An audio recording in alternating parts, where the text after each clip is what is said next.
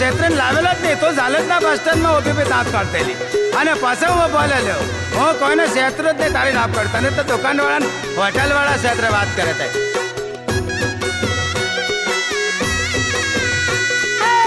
તું તો કહેતેલો અલ્યા રાજ કરવા